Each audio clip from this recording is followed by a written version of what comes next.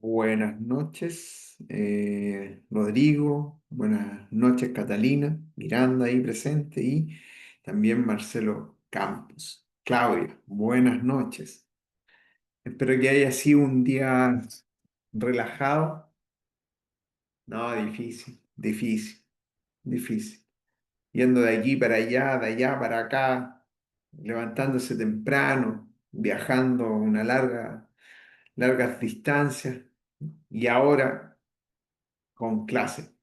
Pero la intención es que no sea gravoso todo esto, sino que en cierta medida podamos ir interactuando y podamos ir resolviendo dudas. Yo creo que más que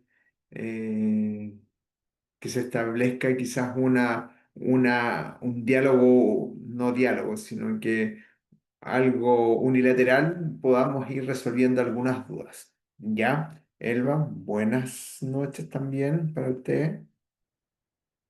Permitiendo, ahí está Ricardo, la Jennifer Iraira ahí sumándose. Y ya con eso estaríamos.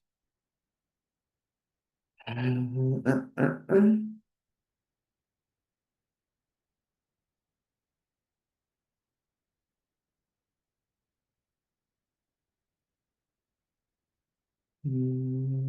Ya, yo creo que estaríamos.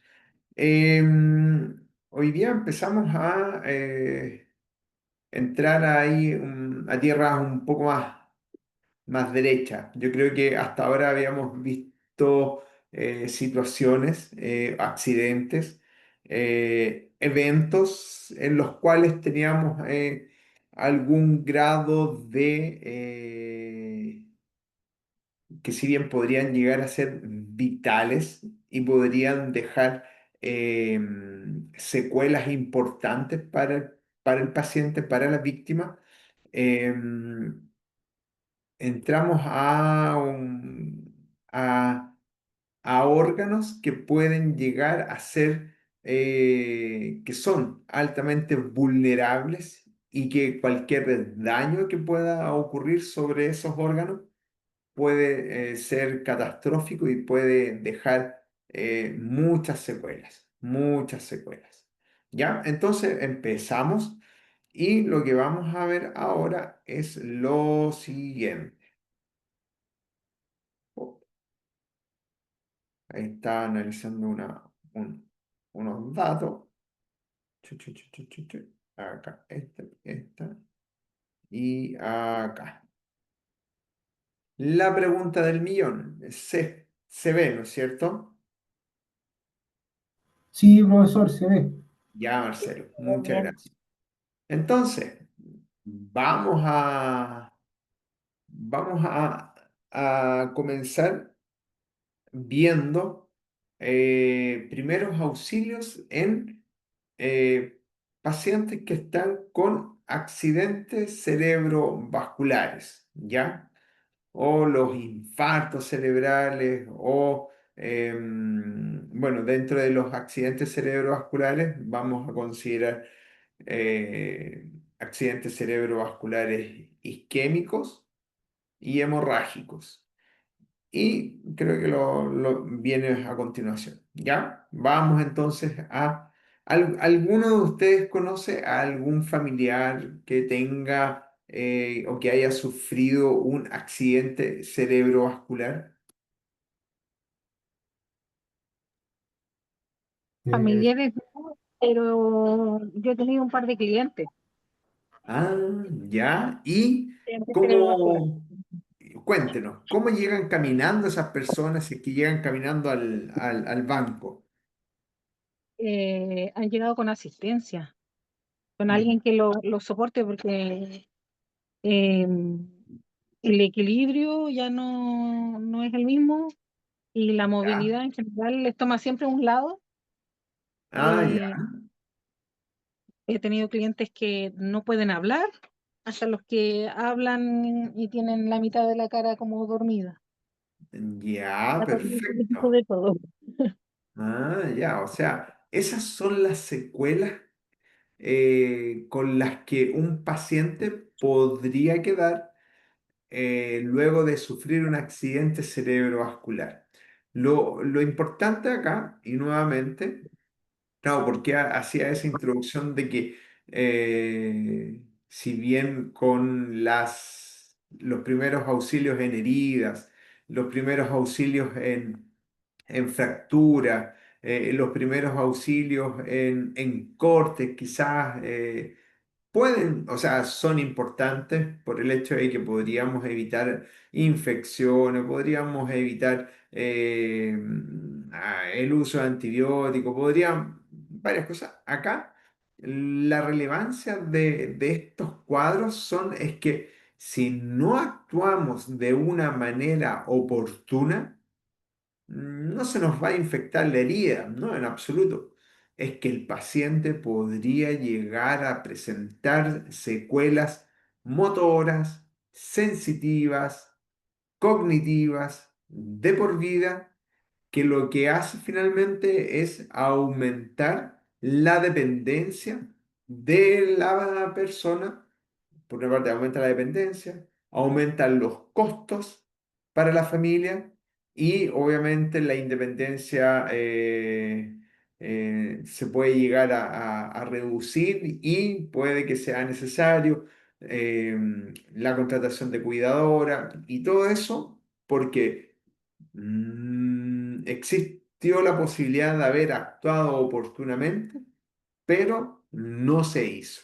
¿Ya? Entonces, he ahí la importancia de poder identificar, al igual, nuevamente, he ahí la importancia de poder identificar, de ser asertivos, de poder evaluar bien qué es lo que está ocurriendo, porque de esa manera vamos a poder implementar o aplicar o ejecutar los primeros auxilios. ¿Ya? Entonces, vamos con el accidente cerebrovascular. Acá nos dice que esta cosa la voy a hacer, la voy a hacer acá. Ya, entonces, acá nos dice que el ACV es una de las principales causas de muerte en Estados Unidos y en Chile, entre las enfermedades cardiovasculares. Se considera una enfermedad porque puede tener su causa enfermedades cardiovasculares. ¿Ya? ¿Qué es lo importante acá?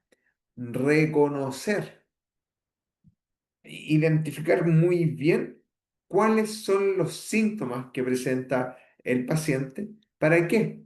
Para que pueda ser trasladado oportunamente a un centro hospitalario especializado para que pueda recibir el tratamiento oportuno. En la mayoría de los accidentes cerebrovasculares son ACVs isquémicos y dentro de los ACV isquémicos tenemos los embólicos y los trombóticos. Y si es trombótico, en su mayor medida, en una mayor proporción, el tratamiento a elección es el tratamiento fibrinolítico. Por tanto, en la medida que el paciente pueda ser trasladado a un centro asistencial rápidamente, existe la posibilidad de que se pueda administrar los fibrinolíticos para poder disolver o romper el trombo que está obstaculizando el flujo sanguíneo hacia, ahí sí, el flujo sanguíneo hacia estructuras específicas del cerebro. ¿Ya? Es lo que estamos haciendo ahora. Es fundamental que la población pueda reconocer estos síntomas y pueda también saber cuáles son los elementos que componen la cadena de supervivencia. Oh, ¿se ve, no es cierto? Llegué y compartí. ¿Sí? ¿Se ve? Se ve la lámina de Ya, introducción. impecable. Ya, muy bien. Vamos entonces acá con la definición. Un accidente cerebrovascular sucede cuando el flujo de sangre a una parte del cerebro se detiene. Algunas veces se les denomina los ataques cerebrales, ¿ya? Antiguamente se llamaban apoplejía, apoplejía. Después fueron evolucionando y apareció el concepto de ataque cerebral, pero ya más actualmente se les denomina un accidente cerebrovascular. Entonces, ¿qué ocurre? ¿Cuál es la importancia de esto?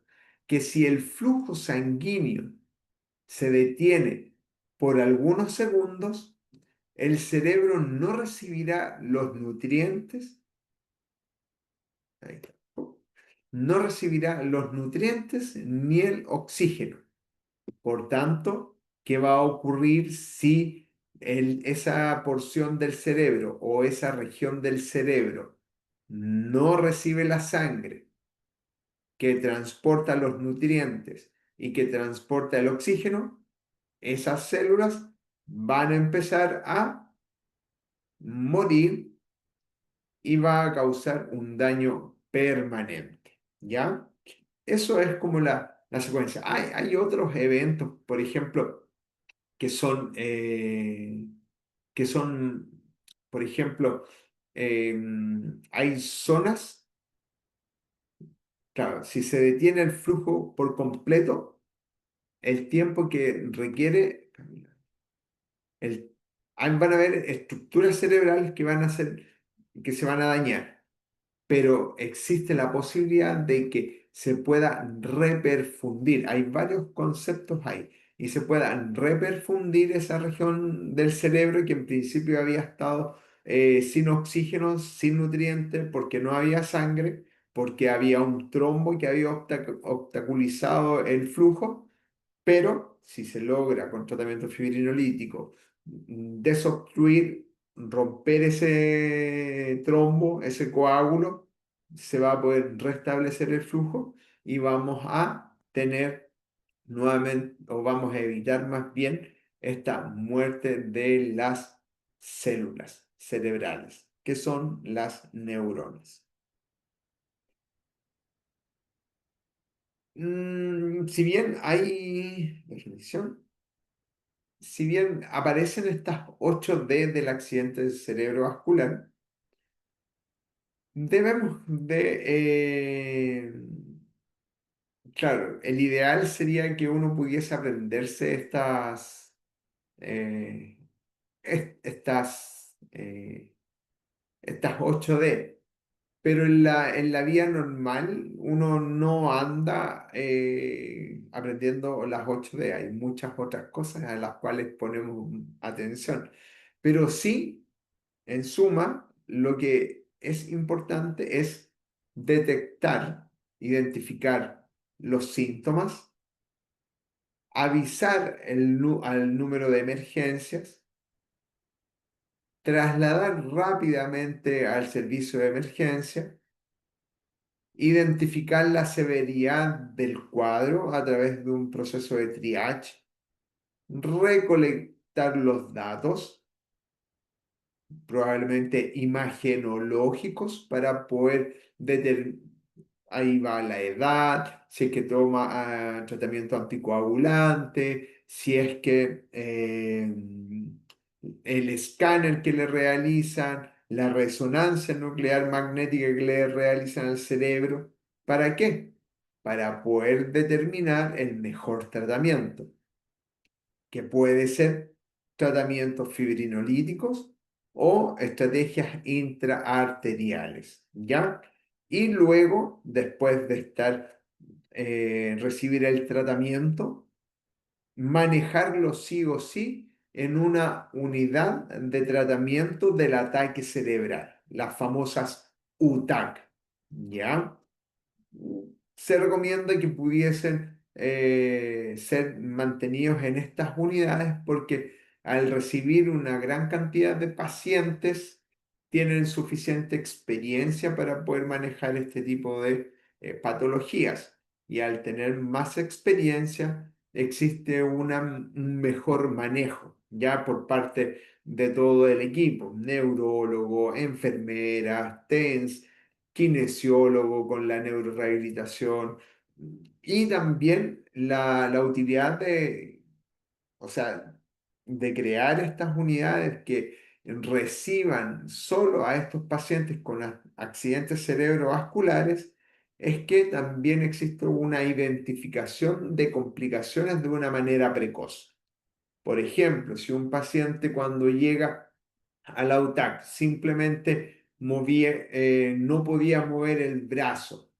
Ok, ya, ningún problema. Observamos, pero de repente, no sé, pues, antes en la mañana, lo único que no podía mover era el brazo izquierdo. Y uno le preguntaba, oiga, don Juanito, ¿cómo está? Sí, aquí estamos muy bien. Y resulta que después en la tarde no movía, o sea, aparte de no mover el brazo, empezó como a hablar un poco más, con un lenguaje más ebrioso, como llaman, lenguaje ebrioso. Uno inmediatamente podría sospechar de que el accidente cerebrovascular, que en principio había afectado solo la extremidad superior derecha, está extendiéndose hacia otra región del cerebro, por tanto, existiría un accidente cerebrovascular que está evolucionando y está o puede aumentar las secuelas, ¿ya? Entonces, importante eso. Y también interesante, no sé si lo vamos a ver más adelante, ya bueno, no, después lo vamos a ver. ¿Qué necesitamos hacer? De nuevo, grábense esto, identificación, ser asertivos. Yo creo que eso, el hecho de que ustedes puedan llegar a ser asertivos en la identificación de los signos, en la identificación de los síntomas, en poder traducir lo que el paciente nos puede decir en cualquier tipo de accidente en donde podamos aplicar primeros auxilios, lo importante, lo crucial para todo esto es evaluar muy bien y ser asertivos. El hecho de ser asertivos puede determinar, uno, la vida, puede determinar que un paciente viva, puede determinar que las secuelas motoras, sensoriales, cognitivas sean menores, o vamos a evitar la progresión de un cuadro que en principio estaba bien circunscrito a un solo sistema biológico, pero después puede haber ido extendiéndose y ir afectando una mayor cantidad de sistemas. Entonces, si hay algo que tienen que aprender es a identificar un accidente cerebrovascular. Si hay algo que tienen que aprender después de todo este curso de primeros auxilios, es identificar si es que el sangrado es venoso o arterial. Si hay algo que tienen que aprender es a identificar los síntomas de shock hipovolémico. Si hay algo que tienen que aprender, saber, les tiene que quedar súper claro, es cuándo iniciar RCP. Si hay algo que les tiene que quedar claro, es si es que se trata de un óvase leve o un óvase grave. Si es óvase grave, ya sabe lo que tienen que hacer, ya sabe lo que tienen que hacer en el caso de que un bebé tenga un óvase y responda. También ya tienen que saber cómo actuar en el caso de un óvase en donde el lactante no responde. Y ahora vamos a ver qué es lo que tienen que hacer en el caso de que existan síntomas neurológicos en un paciente.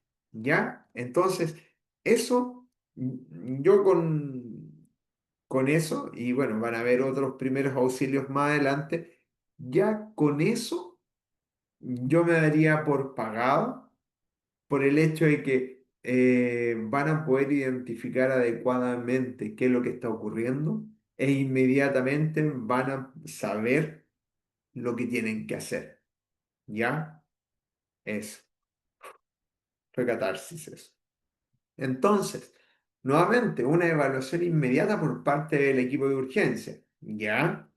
Esto ya a nivel hospitalario, iniciales a la llegada de urgencia, solicitud de TAC, una tomografía axial computada sin contraste urgente.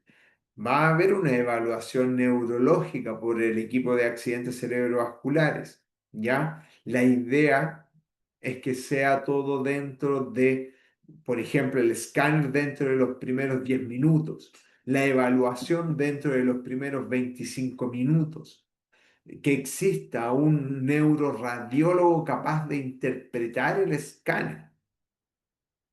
Ya llevamos 45 minutos. Y por eso es tan importante que podamos identificar muy bien los signos y síntomas y trasladarlo a un centro especializado. ¿Por qué? Porque la idea es que el tratamiento fibrinolítico pueda ser realizado antes de las 3 horas, que es como la ventana en la cual podríamos obtener mejores resultados. ¿Por qué? Porque conforme van pasando las horas, la cantidad de neuronas muertas por disminución del flujo sanguíneo o por ausencia del flujo sanguíneo va aumentando, ¿ya? Y eso era lo que les quería decir. La idea es que pueda ser lo más precoz posible porque alrededor de la zona, no, ahí yo creo que me voy a ir un poco más, pero tenemos en el centro la zona infartada que es aquella que ha experimentado el mayor daño hipóxico por ausencia de oxígeno e isquémico por ausencia de sangre. Pero tenemos alrededor de esta zona infartada una zona en donde tenemos, que se llama una zona de la penumbra, que pueden evolucionar, que están, como diría mi abuela, a medio morir saltando, que todavía están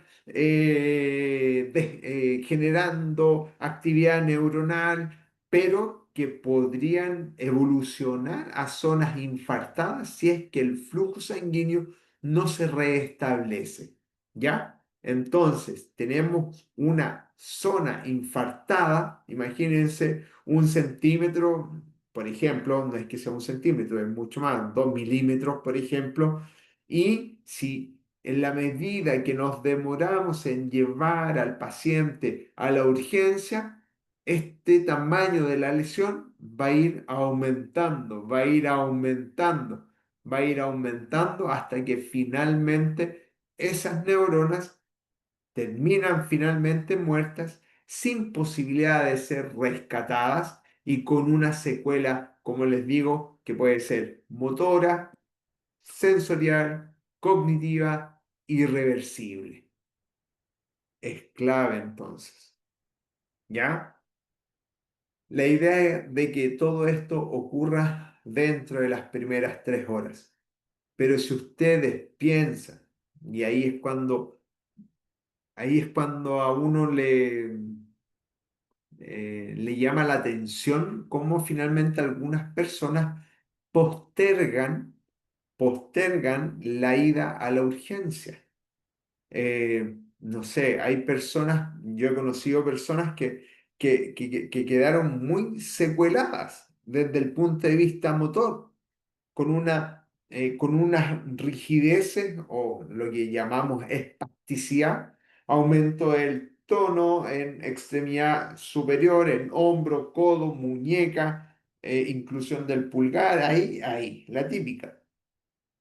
Y yo les preguntaba, ya, ¿y cómo fue? ¿Qué fue lo que ocurrió? Ah, no, me acosté en la noche y ya ahí había empezado a sentir los síntomas. Ah, mire.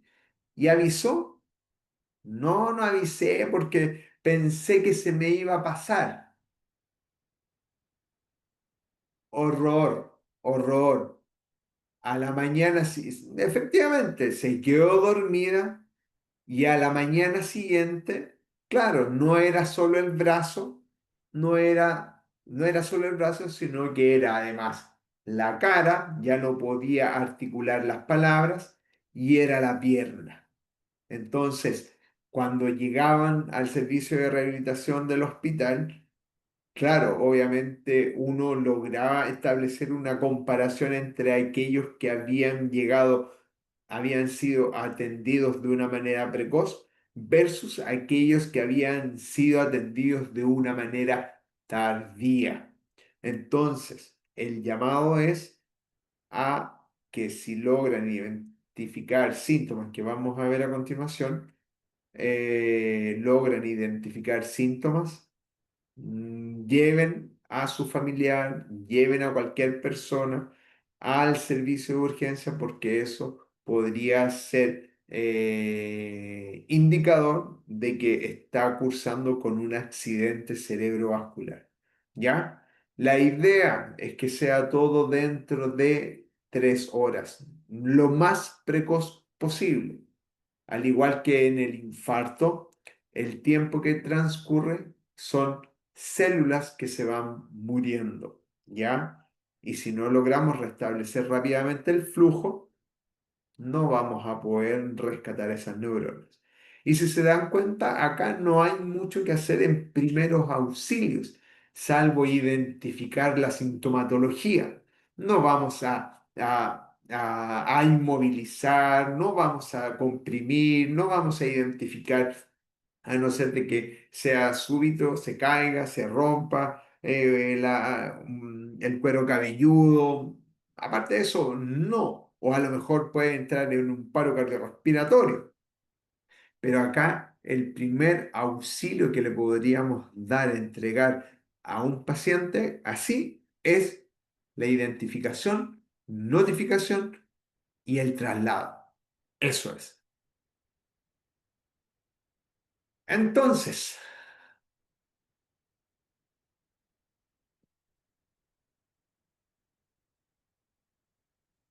un poquito.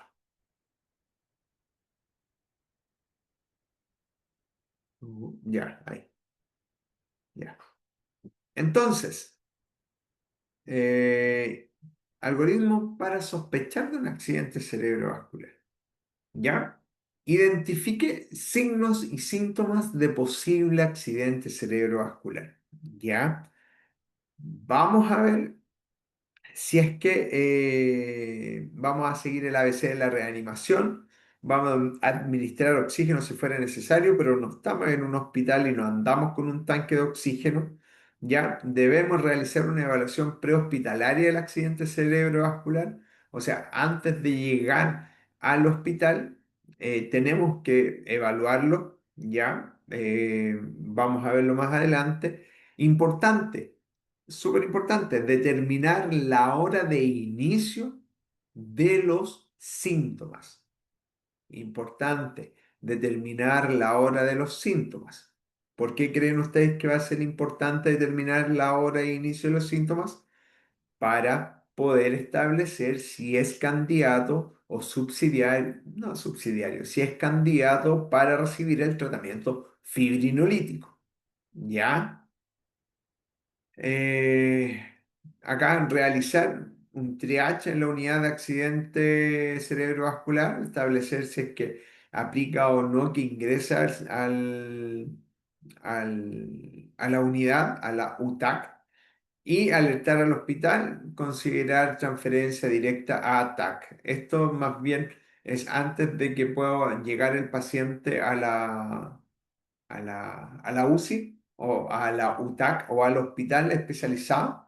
¿Por qué? Porque tienen tiene que ser derivado a un centro que cuente con un TAC, con un tomógrafo que pueda realizar una tomografía axial computada para poder seguir el tratamiento, ¿ya? Para poder tomar imágenes e identificar la severidad del cuadro, la ubicación del cuadro, el tipo de accidente cerebrovascular, porque tiene que ser así, porque a un accidente hemorrágico no puede, un accidente cerebrovascular hemorrágico no puede recibir tratamiento fibrinolítico.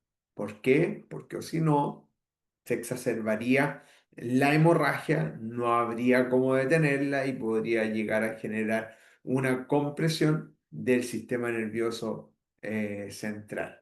¿Ya? Eso. No. Acá. Evaluación y estabilización general. Esto es más bien lo que ocurre a nivel de, más bien hospitalario. Evaluar es lo que se hace a nivel hospitalario. Evalúa el ABC de la reanimación y los signos vitales, vía aérea, circulación, respiración, ¿ya? Administrar oxígeno si existe hipoxemia, para eso nos vamos a valer del, del saturómetro y también de gases arteriales que vamos a sacar, que la enfermera muy amablemente va a obtener ya pinchando nuestros brazos o a través de una muestra obtenida de una vía venosa, ya que es lo que dice acá, obtener acceso intravenoso, instalación de una vía y tomar exámenes de laboratorio, verificar glucosa. ¿Por qué? Porque si tenemos una hiperglicemia, vamos a exacerbar la lesión, el neurólogo tendrá que realizar una evaluación neurológica y van a tener que avisar al neurólogo, al hemodinamista para poder realizar el tratamiento. Se realiza un TAC, una resonancia, y se obtiene un electrocardiograma para ver si es que la causa del accidente cerebrovascular puede deberse a una fibrilación auricular, que al fibrilar el ventrículo izquierdo o la aurícula izquierda puede generar trombos, puede generar trombos. Ahí un poco más, conceptos un poco más médicos. Pero la idea es que todo esto pueda ser llevado a cabo dentro de los primeros 10 minutos para poder ganar la mayor cantidad de tiempo. Ya, esto básicamente es a nivel hospitalario. Ya el equipo de accidente cerebrovascular deberá revisar los antecedentes personales. No es lo mismo un accidente cerebrovascular en una persona de 40, en una de 60 o en una de 80 o en una de 95 años. Ya nuevamente la hora de inicio, desde que se observó normal, hay una realización de un examen neurológico, ¿ya? Bueno, y están esas dos escalas, escala neurológica canadiense. Sí o sí, una vez en el hospital, el TAC tiene que determinar o ayudar a identificar si es que el accidente cerebrovascular es hemorrágico o es isquémico, ¿ya? Si no hay hemorragia, hay altas sospechas de que el accidente cerebrovascular sea isquémico y por tanto debería considerarse el tratamiento fibrinolítico dentro de las primeras 3 horas. ¿Ya? Ahí los médicos tienen criterios de exclusión cuando no realizar tratamiento fibrinolítico. ¿Por qué? Porque lo más probable es que si hay pacientes que no se beneficiarían o podrían experimentar alguna complicación de su accidente cerebrovascular, no lo van a realizar. ¿Ya? Entonces, nuevamente, se repite el examen neurológico, se va evaluando y si es que el paciente sigue siendo un candidato para el tratamiento fibrinolítico, llega al servicio de urgencia hospitalaria para poder realizar la fibrinolisis. ¿Ya? Y si no es candidato, por alguna condición médica o por la edad quizás, simplemente le van a administrar aspirina. ¿Ya? ¿Cuál es el tratamiento fibrinolítico? Fibrinolítico le administran fármacos que permiten la destrucción del trombo que está produciendo una oclusión de la arteria. Nuevamente, imagínense el ejemplo es súper burdo, pero imagínense una manguera a la que yo le pongo una piedrecita y eso, o cuando uno dobla la manguera, ¿qué ocurre? Si el flujo va hacia acá, acá no va a llegar sangre, no va a llegar agua y va a estar acumulándose en este otro lado. Entonces, ese pliegue podría ser considerado como un trombo que acaba de obstaculizar el vaso arterial y eso produce que no llegue sangre hacia esta región y el tratamiento a elección va a ser la administración intravenosa de un fibrinolítico. ¿Ya? Fibrinolítico es lítico, lisis, ruptura de fibrinógeno acumulado y que está formando un tapón, un trombo. Eso sería el tratamiento fibrinolítico. ¿Ya? Y eso sí o sí tiene que hacerse en una unidad de manejo. ¿Por qué? Porque existe la posibilidad de que ocurra un sangrado que a veces eh, puede llegar a ser, el paciente puede llegar a responder o reaccionar de una mala manera y podría ocurrir que exista lo que se llama una transformación hemorrágica, un accidente cerebrovascular isquémico como el que está ahí, pasa ahora a ser un accidente cerebrovascular hemorrágico. ¿Por qué? Por respuesta, que puede ser por una respuesta distinta a la planificada por el médico, o porque las dosis a veces de fibrinolítico están subterapéuticas o son sobreterapéuticas. Se les pasó la mano, ¿ya? Ese sería el tratamiento fibrinolítico, tratar de romper el trombo, que es el mismo, no es el mismo, pero es el mismo enfoque durante el infarto agudo al miocardio. Acá hacen un escáner de cerebro, una resonancia. En el infarto van a hacer una coronariografía y la coronariografía va a mostrar si es que hay alguna obstrucción de un vaso coronario. Y si es que hay una obstrucción de un vaso coronario producto de un trombo, ¿qué van a hacer?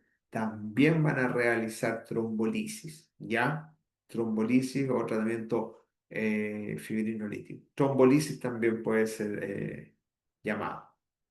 ¿Ya? ¿Sí? ¿Queda más claro o aún queda duda? No, súper claro, gracias. Ya, Rosa.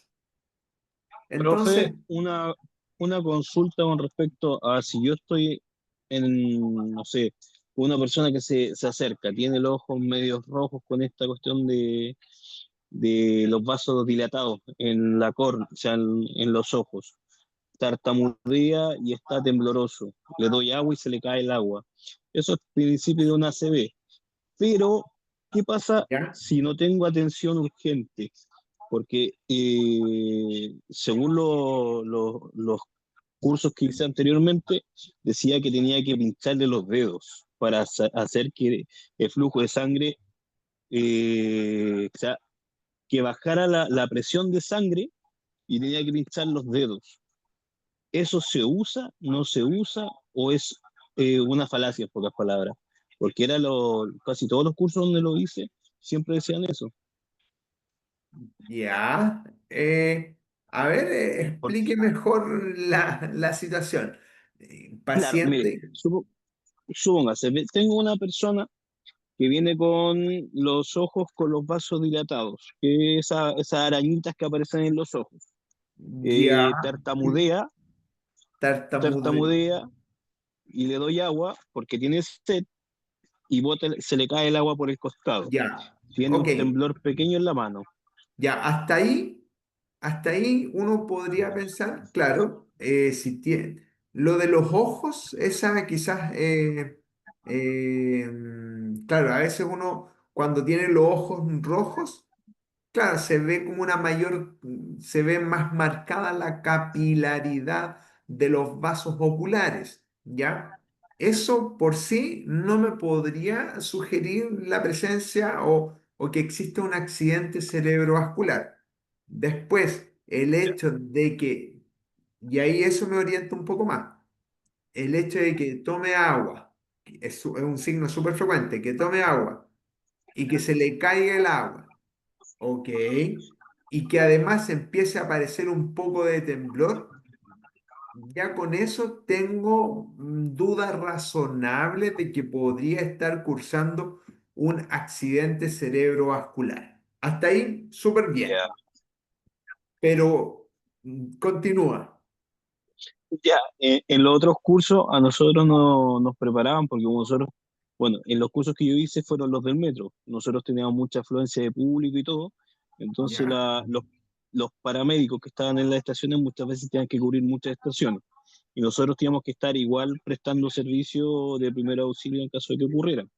ya. Y en los ACB siempre nos decían, los mismos paramédicos también, que en caso de no poder llegar rápido a ellos, que pincháramos la yema a los dedos para bajar la presión de la sangre.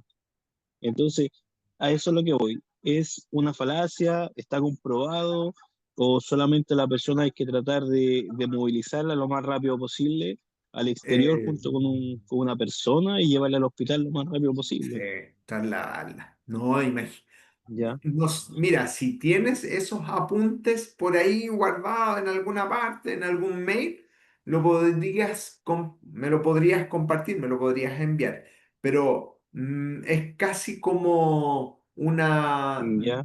medida, como no tiene en mi opinión, no tendría sentido pinchar los dedos para que pueda salir sangre y de esa manera quizás poder bajar la presión. Si quiero bajar la presión, tendría que producirle un corte a nivel de alguna arteria para que pueda salir harta sangre, pero eso es Claro. descabellado. Ahora, la posibilidad de pinchar los dedos para que pueda salir sangre, porque claro, eso es como lo que yo logro entender, de que para poder Sí, disminuir la presión arterial, tengo que pinchar los deditos para que la sangre que salga a través de los dedos pueda disminuir la presión arterial. eso era. Si es eso lo que le querían plantear, no, no, falacia, falacia, Ya. falacia. Sí, que eso eran las instrucciones que nosotros teníamos, en pocas palabras, dentro de los pequeños cursos de 6 horas o 12 horas que nos daban en el metro y con los Ya. paramédicos que estaban allá. Ya, me llama mucho la atención y no me hace sentido, no tiene Ya. sentido manejar un accidente cerebrovascular si es que es lo que lograban identificar en base a la observación de los síntomas del paciente. No me hace ningún sentido el hecho de tener que pinchar para que bote sangre y de esa manera poder bajar la presión. No, en ese caso, eh, no, en ese caso trasladar. Pero antes Ya. de trasladar, asegurarse de que el paciente, por eso decían acá, antes de trasladar a un paciente, evaluar el ABC, cómo está, si es que responde de nuevo. ¿Responde o no responde el paciente? Estímulo verbal, estímulo táctil, estímulo doloroso, no responde y además gaspea o no respira, paro. Masaje cardíaco, obviamente antes aviso, masaje, y después me olvidé, o sea, y después veré el manejo del accidente cerebrovascular. Pero lo primero es RCP. Y después el ACV pasa a un segundo plano, porque si me preocupo del accidente cerebrovascular y se me pasa que el paciente está en paro, el accidente cerebrovascular no se va a Pasa a morir del segundo plano accidente inmediatamente. cerebrovascular. Claro, Claro, pasa a segundo plano. Sí, pasa yo tengo segundo plano. un manual de primeros auxilios de metro, pero está enfocado al jefe de estación. El que nosotros teníamos era solamente un curso verbal, nunca nos entregaron guía ni nada. Entonces, después dábamos una prueba y eso era todo. Pero tengo el manual de jefe de estación y ese se lo voy a enviar. Igual Ya, estoy pues, echando un ojo, pero no aparece mucho. ya, pues compártalo nomás, Daniel. Ya, entonces. Perfecto. En ese caso, ya esto es a nivel hospitalario, le van a tomar un escáner para poder ver si es que si hay hemorragia o no hay hemorragia, y si no hay hemorragia, podría existir alta sospecha de que sea un accidente cerebrovascular isquémico, y si está dentro de las 3 horas de inicio de los síntomas, van a tratar de administrar los fármacos trombolíticos o fibrinolíticos. Líticos, lisis. Trombolisis, lisis o destrucción del trombo. ¿Ya? Eso. Ya. El paciente está siendo candidato a tratamiento fibrinolítico. Claro, ahí está la administración del plasminógeno, ¿ya? Y, bueno, esto ya más bien más hospitalario, pero para poder evaluar eh, como cultura general, es bueno que ustedes también lo puedan saber, ¿ya? Entonces, van a estar observando al paciente y van a estar viendo cómo va evolucionando el paciente. Ya no es solamente administrar el medicamento y olvidarse. Tienen que tienen que estar observándolo. ¿Para qué? Para poder ver si es que existe progresión, como les decía en un comienzo, de los síntomas o regresión de los síntomas. Yo creo que eso es mágico. Si bien hay casos en donde los pacientes se complican después del tratamiento fibrinolítico y llegan a la UCI por sangrado en otras regiones, muchos pacientes o sea, yo creo que el 90% de los pacientes, incluso más, 95% de los pacientes que reciben tratamiento trombolítico empiezan a experimentar una disminución de la sintomatología, se empiezan a mejorar y eso es mágico, ¿ya? Entonces, es eso. ¿Ya? Se le administran este activador del plasminógeno tisular recombinante, que es el RTPA, ¿ya? No le van a dar más anticoagulantes, por lo menos durante 24 horas, y van a estar monitorizando frecuentemente. Presión arterial, si es que existe nuevo deterioro neurológico, si antes era solo la mano y ahora no mueve el codo, chuta, algo está pasando, ¿ya? Así que eso. Uf, acá. Fíjense acá. Y yo creo que en esto tenemos que, de nuevo, tenemos que ser súper no tajante, ¿ya? Pero sí es una medida en donde podemos contribuir de una manera significativa a disminuir la mortalidad y a disminuir la,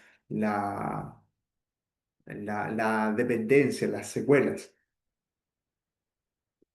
Evaluación general inmediata, 10 minutos. Evaluación neurológica, 25. O sea, es el ideal, es el ideal. Uno trabajó en unidad de cuidados intensivos y lamentablemente a veces no se respetaban estos tiempos, lamentablemente. Eh, a diferencia de lo que puede ocurrir en el servicio privado. Ya espero que no me censuren por eso, pero es el asunto de los tiempos, el manejo de los pacientes en servicio público puede llegar a funcionar súper bien como relojito, pero a veces hay mucha variabilidad entre hospitales, ¿ya? Pero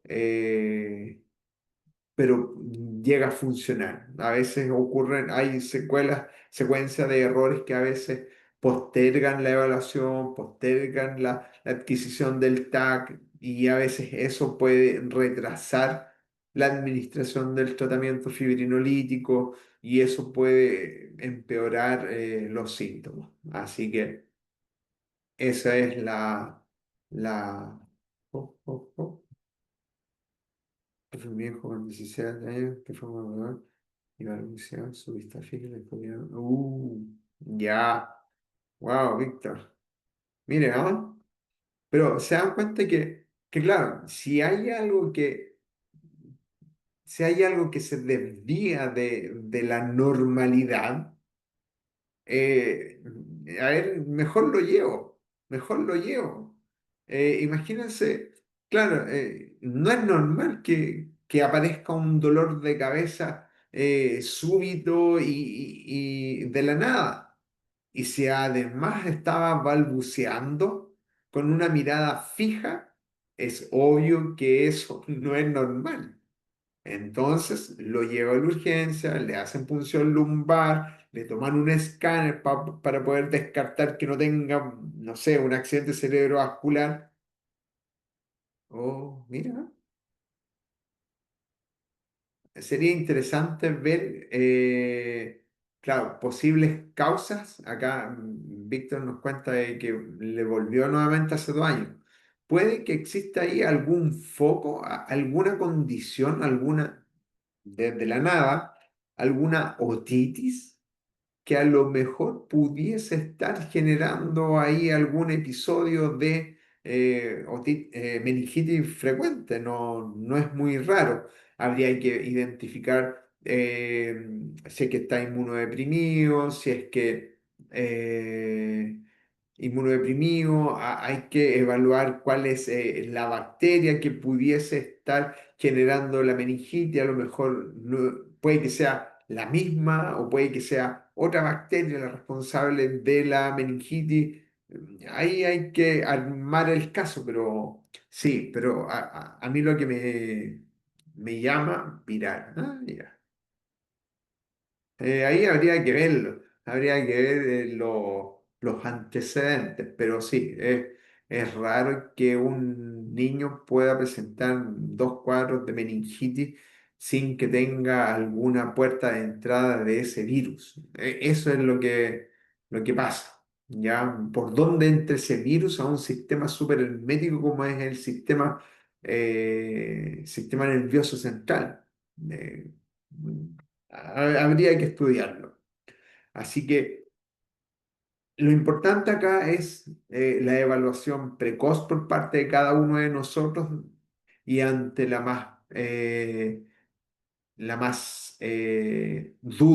mayor duda razonable o ante la existencia de una duda razonable, prefiero llevarlo y llevemos al paciente al servicio de urgencia y que sea el servicio de urgencia el que descarte si es que corresponde a un accidente cerebrovascular o no. Tengo su pieza y desorden alimenticio. Ah, ya. Córtele el computador entonces, pues, Víctor. Vaya a saber. Sí, quizá. Ahí, desorden alimenticio. Puede haber ahí alguna carencia de algún nutriente. Difícil, difícil, ¿eh? Lo malo es que no hay 8 horas. Ya, pero si ya está en tratamiento, habría que evaluar ahí. Yo creo que a los médicos les va a llamar la atención el hecho de que un chico tan joven pues, ya tenga 2 cuadros de meningitis a cuestas, ¿ya? Ahí habría que ahí hilar un poco más fino. Entonces, eso. Pop, pop. Ya, vamos a ver esto y vamos a hacer un break. Vamos. Debilidad o adormecimiento repentino de cara, brazo, piernas, especialmente de un lado del cuerpo. Debilidad o adormecimiento. Eso quiere decir pérdida de fuerza o alteración de la sensibilidad. ¿Ya? Puede ser gradual dependiendo del grado de obstrucción de la arteria, porque si la arteria que irriga la zona que controla los movimientos y la ocluye de manera repentina, los síntomas, la sintomatología va a ocurrir de una manera repentina. Pero si la oclusión es gradual, porque finalmente el coágulo, el trombo se va desplazando hasta que finalmente queda, puede que la sintomatología sea un poco más gradual, ¿ya? Pero ojo, pérdida de fuerza, fue a tomar un objeto y se le cayó el objeto. Iba caminando y de repente como que empezó a perder el equilibrio y se cayó. O como decía Katia, creo. No, Darien o Marcelo, Ricardo. Empezó a tomar agua y de repente se le empezó a caer el agua por el lado. Oh, ojo con eso, ojo con eso.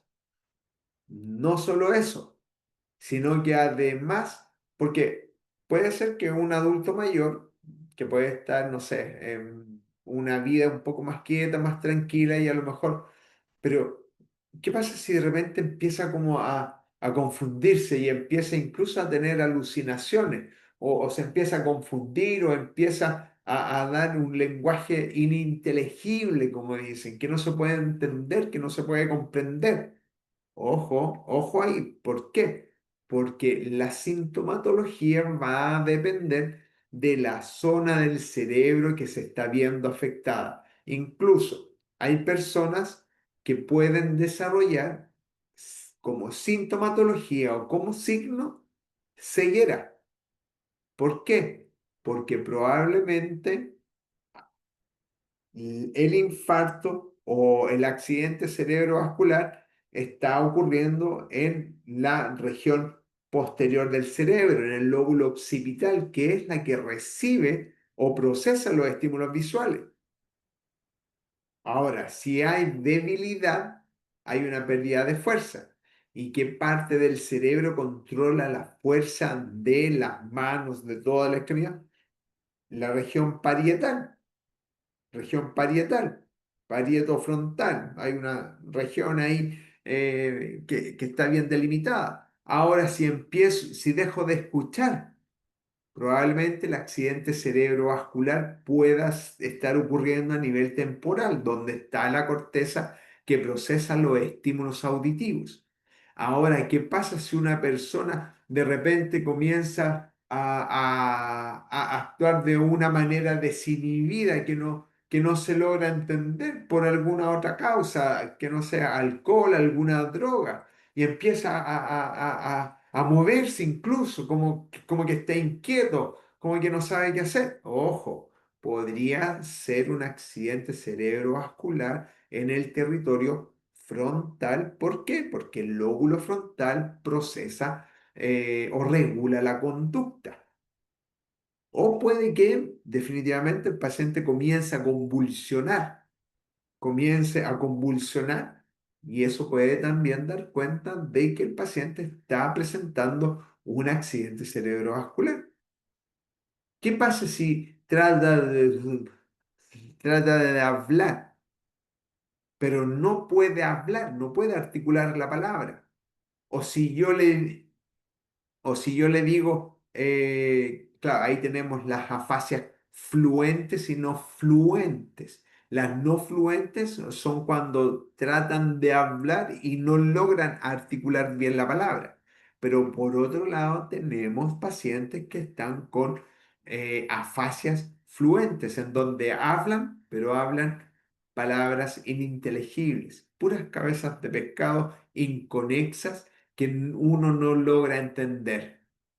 Eso también es sinónimo o debería llamarnos la atención de que podría estar ocurriendo un accidente cerebrovascular.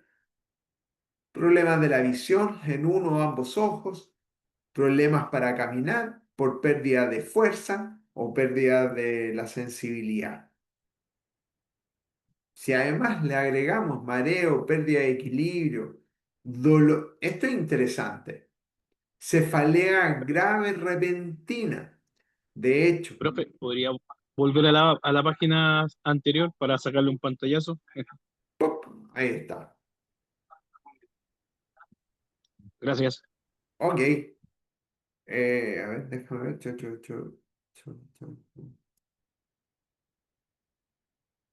Ya. No, vamos a un break mejor. Porque en esto me voy a detener un poquito, porque es súper importante que lo podamos, lo podamos procesar de mejor forma. ¿Ya?